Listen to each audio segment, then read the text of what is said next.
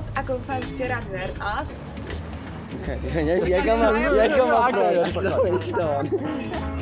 Ek was matrikuleer in 2014 by Hoërskool Pretoria Noord. Ek het eers hier in Lisa begin studeer. Ongelukkig het dit nie so goed uitgedraai nie. Akademie het my die geleentheid gebied om verder deur hulle BCom bestuursrekenkunde te studeer.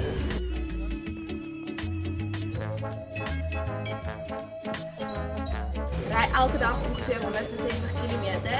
Vanoggend het ek 'n muffin gehad vir ontbyt, want ons verslaap nog so nou en dan.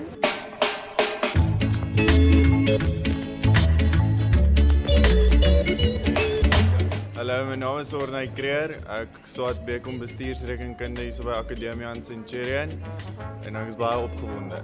Ek is Henry Swanepoel en dit is Chanel Rieger. en ons gaan ondernemingsbestuur begin swaat. Ons kom van Centurion en ons is verskriklik opgewonde om hier so te wees. Dit is bietjie iets nuuts. Hoi, ek is Roelien Huys en ek swaat ondernemingsbestuur. Ek werk voltyds en ja, dit kan gedoen word. Ek is Amanda Skuman, militêre agtergrond. Hallo, ek is Daniel. Ek is baie excited om hierdie jaar te begin. En dit gaan 'n nuwe journey wees waartoe op ek stap en ek bly nou al my hele lewe lank hier in Centurion. Ek werk wel terwyl ek swat, so dit gaan 'n bietjie van 'n challenge wees, maar ek is excited om dit aan te pas en te sien hoe dit gaan werk. Ek is Lizandie Broodryk, ek kom van Centurion af. Ek swat ondernemingsbestuur en ek sien baie uit na die laat aande en ja, die swat.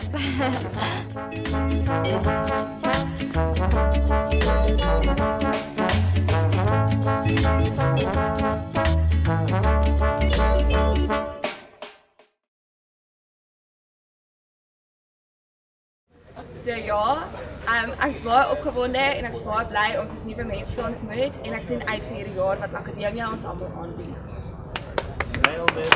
Lekker muffin. Lewe